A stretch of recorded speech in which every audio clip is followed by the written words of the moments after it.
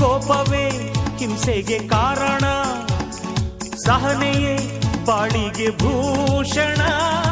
ಆವೇಶವನ್ನು ಜಯಿಸು, ಓಂ ಸಹನಾ ಭವತು ಜಪಿಸು. ಓ ಮೈ ಸನ್, ಅಮ್ಮನ ಆಸೆಯ ಆರತಿಯಾಗು, ಅಪ್ಪನ ಆಸೆಯ ಆಗಸವಾಗು. ಒಳ್ಳೆ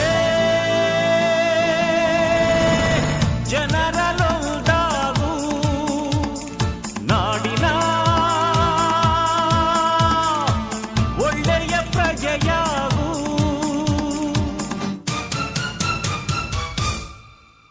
ಆತುರ ಪಟ್ಟರೆ ಆಪತ್ತು, ಮಾನವೇ ಸಜ್ಜನ ಸಂಪತ್ತು.